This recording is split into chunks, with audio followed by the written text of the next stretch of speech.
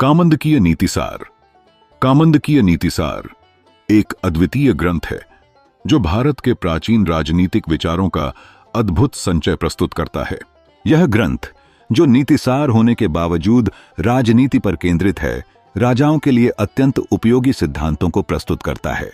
यह ग्रंथ नीतिसार होने पर भी इसके समस्त विषय महाराजाओं के लिए परमोपयोगी हैं। यह ग्रंथ विशेष रूप से नामानुसार नीति प्रधान ग्रंथ हैं।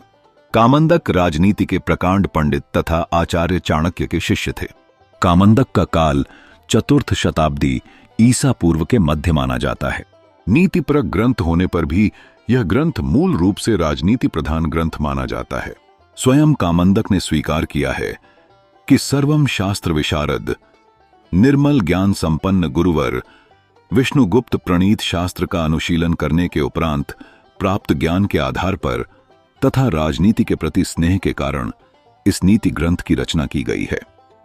तो वास्तव में यह ग्रंथ कौटिल्य के अर्थशास्त्र के सारभूत सिद्धांतों, मुख्यतः राजनीति विद्या का प्रतिपादन करता है।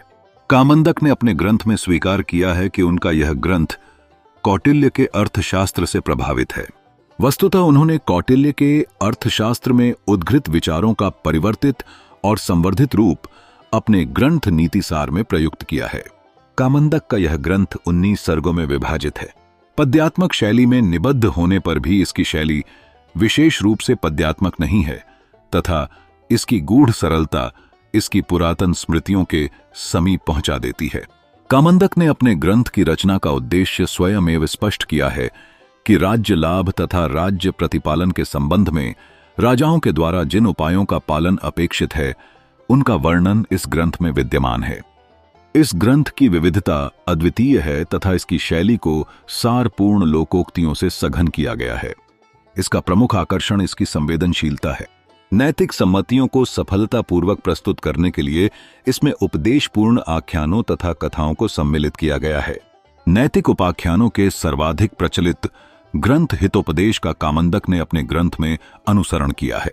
इस ग्रंथ में राजनीति से संबद्ध लगभग प्रत्येक विषय को प्रस्तुत किया गया है। राजाओं के कृत्य एवं उनके कर्तव्य, राजकर्मचारी, दुर्ग निर्माण, राजा तथा प्रजा का संबंध, सैन्य समूह, पर्यटन तथा समा में प्रवेश इत्यादि विषयों पर इसमें पर्याप्त शोधपूर्वक विचार किया गया है।